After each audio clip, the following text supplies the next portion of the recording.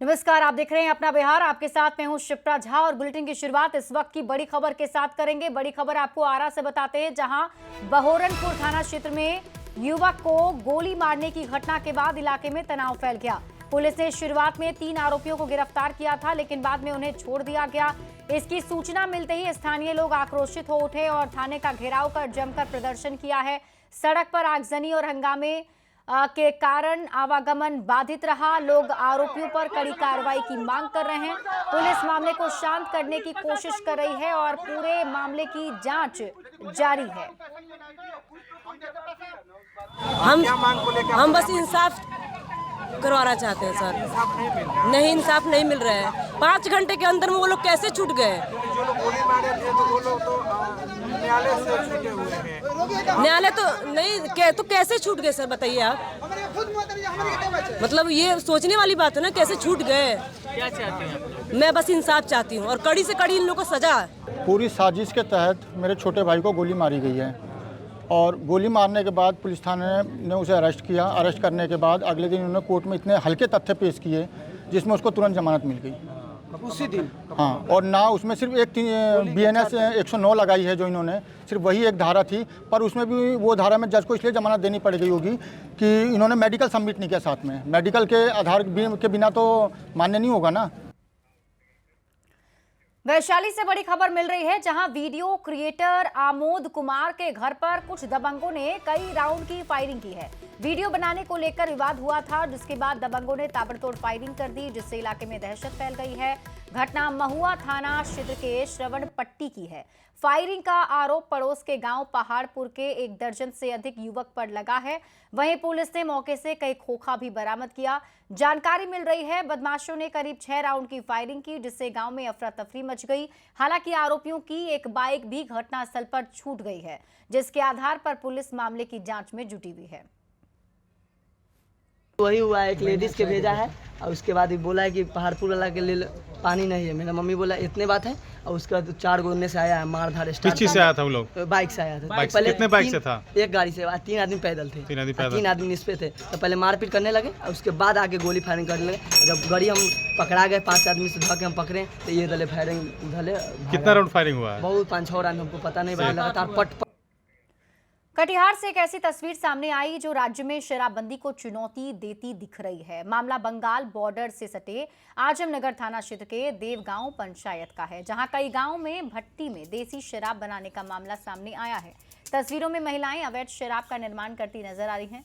हालांकि न्यूज 18 इस वीडियो की पुष्टि नहीं करता है। वहीं मामले में उत्पाद अधीक्षक ने जल्द कार्रवाई का भरोसा दिया है। कुछ देर पहले हमको पता चला है और उस पर हम जितना जल्दी होगा तुरंत कार्रवाई करके, जी थोड़ा सा गरीबी और शिक्षा और का ही एथी है, और संथाली लोग जो रहते हैं उन लोगों का थोड़ा सा शुरू से एथी रहा है। खबर आपको छपरा से दिखाते हैं, जहां मशरक थाना क्षेत्र के स्टेशन रोड पर स्टंटबाजी करते हुए रील बनाना युवकों को भारी पड़ा। वीडियो सोशल मीडिया पर वायरल होने के बाद पुलिस ने 3 युवक को गिरफ्तार किया है। पुलिस ने उन्हें लिखित माफीनामा दिलाया और भविष्य में ऐसा न करने की चेतावनी दी। इसके अलावा मोटर वाहन अधिनियम के तहत 6,000 रुपए का जुर्माना भी लगाया गया। ये तस्वीर हम आपको दिखा रहे हैं, यही वो वीडियो है जो बनाया गया था और इस वीडियो के आधार पर पुलिस ने कार्रवाई की है। 3 युवकों को गिरफ्तार किया गया। इसके साथ ही पुलिस ने 6,000 रुपए का जुर्माना भी लगाया। माफीनामा भी लिखवाया गया है, जिसमें भविष्य में ऐसा ना करने की चेतावनी दी गई है। माफ़ी मांगते हैं हम प्रशासन और जनता से कि गलती किए हैं, ऐसा गलती फिर दोबारा कभी नहीं करें, और जो भी देख रहे हैं वो भी कोई ऐसा गलती ना करे कि उनके ऊपर भी कोई कार्रवाई हो। और हमारे गाड़ी पे, बाइक पे भी चालान हुआ है, तो कोई ऐसा ना करे। और आप जनता से क्या अपील करते हो इसके लिए? जनता से अपील करेंगे कि आम जनता ऐसा गलती ना करे हम लोग की तरह। तो माफ़ी मांगते हैं आम जनता और दोबारा ऐसा। खबर आपको सासाराम से दिखाते हैं, जहां अतिक्रमण को लेकर एक बार फिर बुलडोजर एक्शन देखने को मिला है। धर्मशाला मोड़ पर नगर निगम ने जेसीबी से अस्थायी अतिक्रमण को हटाया और इस दौरान पुरानी जीटी रोड के पास भी बने अतिक्रमण को ध्वस्त किया गया है।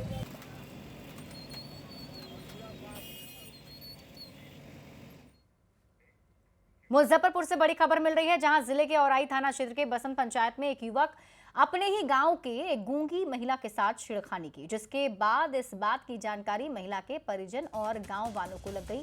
फिर लोगों ने उस युवक को पकड़ लिया और सबसे पहले उस युवक के ऊपर पंचायत बिठाकर युवक पर 5,001 रुपए का जुर्माना लगाया गया। फिर युवक का आधा सिर मुड़वाकर उस पर काला टीका लगाया गया और गले में गमछा लगाकर गांव में घुमाया गया। इस दौरान काफी संख्या में लोग वहां मौजूद थे। वहीं छेड़खानी की घटना के बाद गांव में आक्रोश है। घटना का वीडियो भी सोशल मीडिया पर जमकर वायरल हो रहा है। ये वायरल वीडियो के माध्यम से ये पुलिस के संज्ञान में भी बात आई है। अभी उस गांव से सीधे कोई थाने पे आके किसी ने आके आवेदन नहीं दिया है। हम उस वायरल वीडियो का सत्यापन करवा रहे हैं। सत्यापन करते उस पर विधि सम्मत। खबर आपको सासाराम से दिखाते हैं, जहां पुलिस ने क्रिप्टो करेंसी, शेयर और स्टॉक में पैसा लगाने के नाम पर लोगों से करोड़ों रुपए की ठगी करने वाले जालसाज को गिरफ्तार किया है। पुलिस अपराधी को हरियाणा से गिरफ्तार कर सासाराम लेकर आई और इस मामले में लगभग 9 लोगों ने अलग अलग केस दर्ज कराया था, जिस पर पुलिस ने कार्रवाई की है। बोला कि माई अड्डापुर में आप लोग पैसा लगाइए और हम आप लोग को पैसा उसको हम इंटरेस्ट कुछ जो आता है डॉलर में कुछ मुनाफा होगा उसमें हम आप लोग को देंगे। इसके साथ और 2-3 आदमी आए थे दिल्ली से।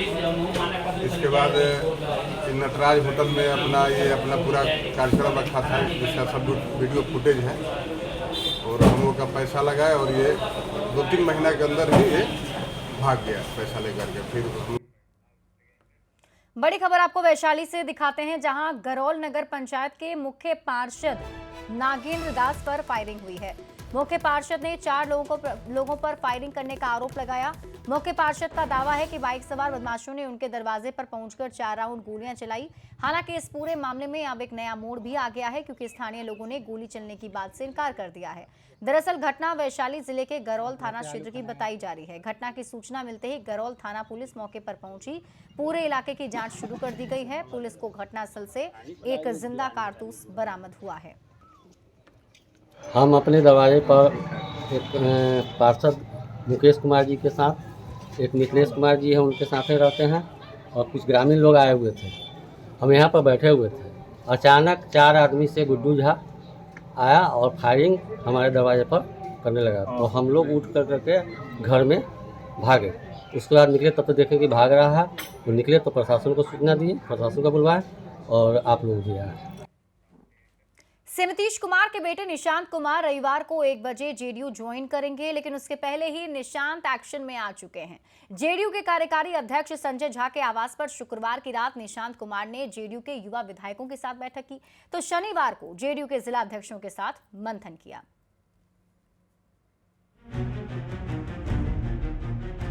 जनता चाहेगी तो आप राजनीति में आएंगे। अपने नाम की तरह बेहद शांत स्वभाव के हैं नीतीश कुमार के बेटे निशांत कुमार। महज कुछ दिनों पहले तक निशांत राजनीति में आने के सवाल को अनसुना कर आगे बढ़ जाया करते थे। जनता चाहेगी तो आप राजनीति में आएंगे। लेकिन जैसे ही ये तय हुआ कि निशांत राजनीति में आएंगे, शांत स्वभाव के निशांत अचानक एक्शन में आ गए।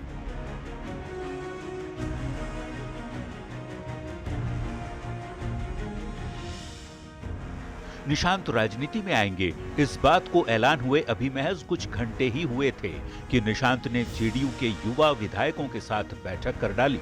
जेडीयू के कार्यकारी अध्यक्ष संजय झा के आवास पर शुक्रवार की रात हुई बैठक में निशांत ने अपनी युवा टीम के साथ भविष्य की रणनीति पर मंथन किया।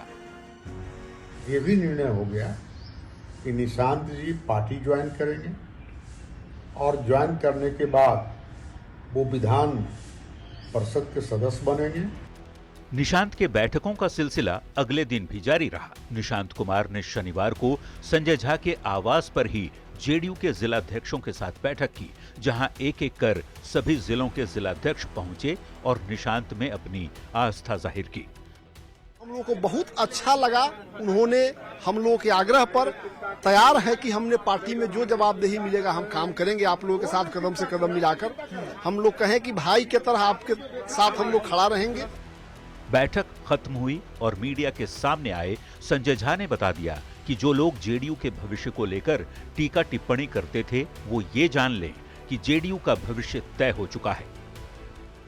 किसी दूसरी पार्टी में तो है नहीं कि ज्वाइन कर रहे हैं, पार्टी में तो वो है। पार्टी का कामकाज कल से शुरू करेंगे, आगे पार्टी तय करेगी कि उनकी क्या भूमिका हो। 8 फरवरी को दोपहर 1 बजे निशांत आधिकारिक रूप से जेडीयू ज्वाइन करेंगे। निशांत के पार्टी ज्वाइन करने को जेडीयू नेता ग्रैंड बनाना चाहते हैं, जिसकी तैयारी कमोबेश पूरी हो चुकी है। सीएम नीतीश कुमार ने राजनीति में इतनी बड़ी लकीर खींच दी है, इसको बड़ा करना और उस पर खरा उतरना निशांत के लिए एक बड़ी चुनौती भी होगी। न्यूज़ 18 के लिए पटना से आनंद अमृतराज के साथ ब्यूरो रिपोर्ट।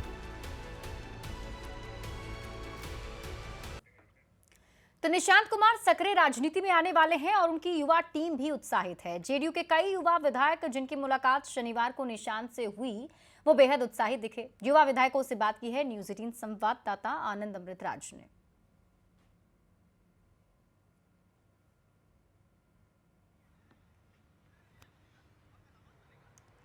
की सदस्यता लेंगे और जेडीयू में शामिल हो जाएंगे। और निशांत युवा हैं, इसलिए उनके युवाओं की टीम की भी चर्चा हो रही है। और इस वक्त जेडीयू के 4 युवा विधायक हमारे साथ मौजूद हैं और प्रदेश अध्यक्ष उमेश कुशवाहा से मिलने हैं। चेतन जी, निशांत कल फाइनली जेडीयू में शामिल हो रहे हैं और माना जा रहा है कि अब युवाओं की नई पौध पार्टी को आगे बढ़ाएगी। बिल्कुल, और हम ये मानते हैं कि बिहार के भविष्य हैं वो, और हम लोग बहुत टाइम से वेट कर रहे थे कि वो कब आएंगे और हम लोगों को जो है मार्गदर्शन कब देंगे। देखिए, मैं सबसे पहले बोलूंगा कि जो ज्वाइन करने की जो बात है वो तो कहीं और नहीं थे, वो इधर ही थे। बस कल से सक्रिय राजनीति में कदम रख रहे हैं और हम लोग चाहेंगे कि वो जल्द से जल्द सारी भार संभालें, क्योंकि वो एक युवा हैं, पढ़े लिखे हैं, कर्मठ हैं, इंजीनियर हैं। जी, हमारे ऊपर जो जिम्मेवारी बढ़ी है जब से प्रदेश में पार्टी ने, इस बार आप देखेंगे कि जिस प्रकार से युवाओं को रिप्रेजेंटेशन मिला है हमारी पार्टी में खास करके, और जिस प्रकार से युवा विधायक आए, तो हम लोग के लिए खुशी की बात है। और युवाओं ने हमें चुनकर भेजा है, तो अगर पार्टी में कोई युवा नेतृत्व आता है तो इससे खुशी की बात क्या होगी। क्या लग रहा है, निशांत कुमार में वो बातें हैं जो नीतीश कुमार में थी? बिल्कुल, वो माननीय मुख्यमंत्री श्री नीतीश कुमार जी के सुपुत्र हैं, तो बिल्कुल सारा संस्कार उन्होंने लिया है वही। और हमें पूरा भरोसा है कि उनके नेतृत्व में हम लोग काम करेंगे और भी अच्छा काम करेंगे। तो युवाओं की इस टीम से क्या उम्मीद है? बिल्कुल, युवा जो है अभी हमारे सभी माननीय विधायक हैं और सभी विधायक अभी तो जिस पर आप पूछ रहे हैं माननीय निशांत जी के बारे में, तो निशांत जी कल पार्टी में आ रहे हैं सक्रिय रूप में और पार्टी को बागडोर संभालेंगे और पार्टी की गतिविधि, हर गतिविधि में शामिल होंगे। और जो हम कहना चाहेंगे कि जो हमारे नेता माननीय मुख्यमंत्री नीतीश कुमार जी के जो न्याय के साथ विकास के जो नींव रखे हैं, उस नींव को, उस धारा को मजबूत करने के लिए, पार्टी को और धारदार बनाने के लिए। तो निशांत के युवाओं की टीम भी पूरी तरीके से तैयार है। और कल जब विधायकों के साथ उनकी बैठक हुई थी, ये तमाम जो युवा विधायक उस बैठक में मौजूद थे और कुछ ऐसे हैं जो निशांत के साथ उन्होंने पढ़ाई भी की थी। तो जाहिर सी बात है आने वाले समय में निशांत की युवा टीम जेडीयू को कितना आगे ले जाती है, देखना दिलचस्प होगा। कैमरामैन दीपक के साथ आनंद अमृतराज, न्यूज़ 18 नेटवर्क, पटना। निशांत के जेडीयू में शामिल होने के मौके पर जेडीयू की तरफ से बड़ी तैयारी भी की गई है। मंत्री मदन सहनी ने निशांत के स्वागत के लिए 15 किलो के मखाने का माला बनवाया है। मदन सहनी ने कहा कि निशांत का स्वागत मिथिला की परंपरा से किया जाएगा। बिहार के तमाम लोग, हम लोग भी माननीय मुख्यमंत्री जी का राज्यसभा जाने पर जितना हम लोग दुखी थे, तो उतना ही हम लोग को भरपाई हो रहा है। और श्री निशांत कुमार जी के आने से पार्टी मजबूत भी होगा और एक नेतृत्व भी मिलेगा। कल हम लोग उनका पार्टी में शामिल होने पर स्वागत भी करेंगे। खास करके हम लोग पार्टी की ओर से तो स्वागत होगा ही, मिथिलांचल की ओर से हम लोग जो है, जो मिथिला का पाग और चादर है और मखाना का माला से हम लोग उनका स्वागत भी करेंगे। और नीतीश कुमार के राज्यसभा जाने के फैसले पर सम्राट चौधरी का भी बयान सामने आया है। सम्राट चौधरी ने कहा कि 50 साल से नीतीश कुमार ने बिहार को समय दिया, अब वो बिहार से बाहर जा रहे हैं, ऐसे में लोगों की चिंता लाजमी है। सम्राट चौधरी ने लोगों को आश्वस्त करते हुए कहा, नीतीश कुमार की देखरेख में ही बिहार विकास करेगा। 50 वर्षों तक बिहार और राष्ट्र को सेवा दिया, अभी वो राज्यसभा जा रहे हैं, ये बात लोगों की जरूर चिंता है कि नीतीश कुमार जी ऐसा विजनरी लीडर हमारे बीच नहीं रहे। लेकिन ये जरूर भारतीय जनता पार्टी और एनडीए कि लोगों को जो बिहार की जनता ने मैंडेट दिया है, बिहार की जनता को जरूर आश्वस्त करते हैं, नीतीश जी के सहयोग से बिहार और समृद्ध होगा। बिहार बीजेपी के प्रदेश अध्यक्ष संजय सरावगी ने मुख्यमंत्री नीतीश कुमार के बेटे निशांत कुमार की राजनीति में एंट्री को लेकर परिवारवाद के आरोपों को खारिज किया। उन्होंने कहा कि निशांत कुमार 8 मार्च को सक्रिय राजनीति में प्रवेश करेंगे और उनकी क्या भूमिका होगी ये बाद में तय किया जाएगा। उन्होंने कहा कि 16 मार्च को होने वाले राज्यसभा चुनाव तक नीतीश कुमार ही बिहार के मुख्यमंत्री बने रहेंगे। इसके बाद फैसला लिया जाएगा कि बिहार का अगला मुख्यमंत्री कौन होगा।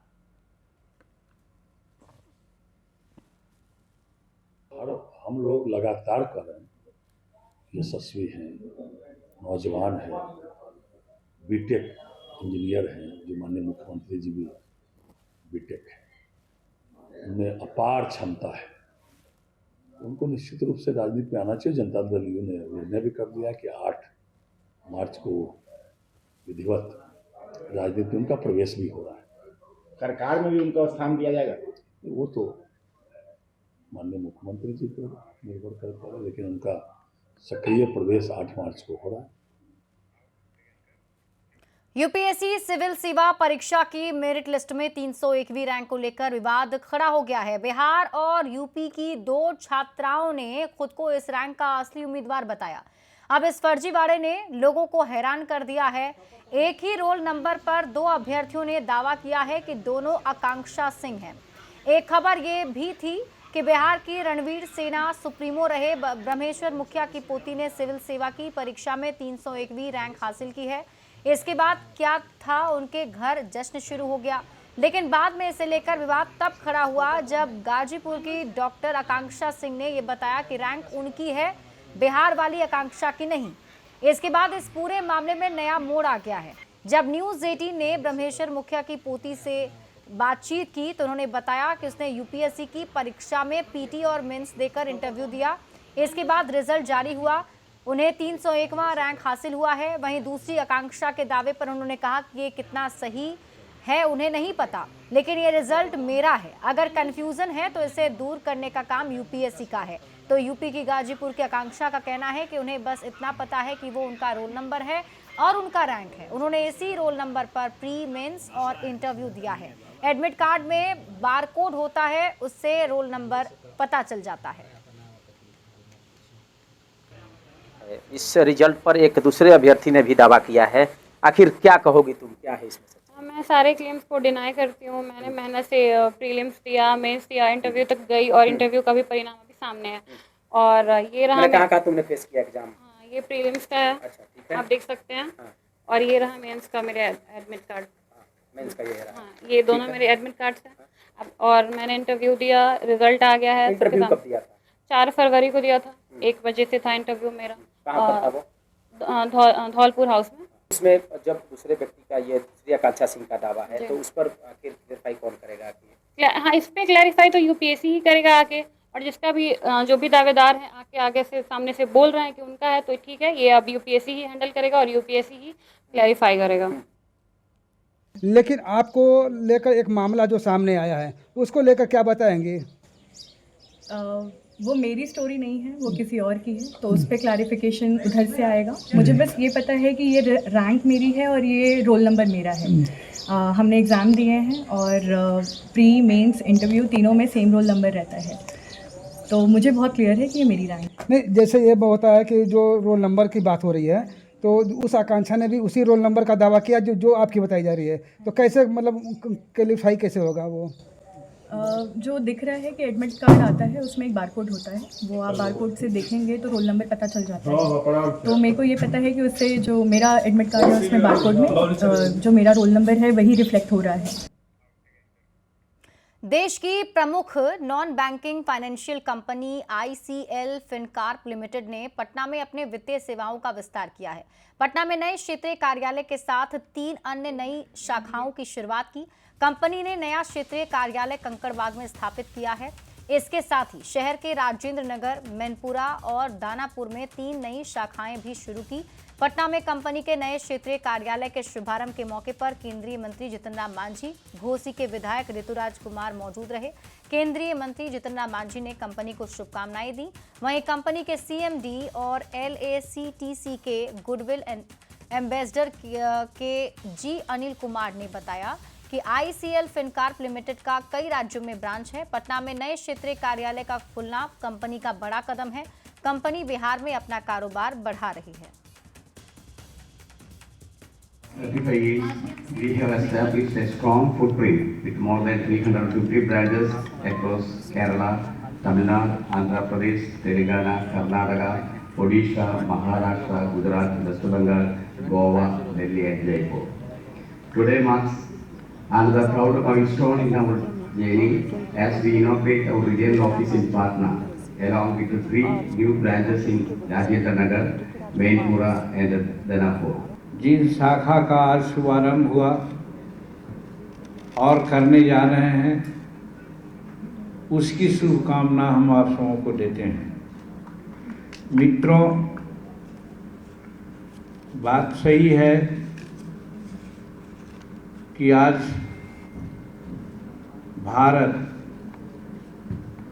हमारे प्रधानमंत्री जी नरेंद्र मोदी जी के प्रयास से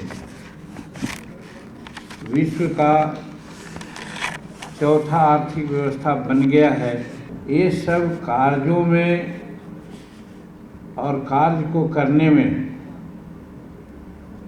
आप लोगों का जो ICL फिनकॉर्प लिमिटेड हैं या और इस प्रकार के जो कंपनियां हैं अपने स्तर से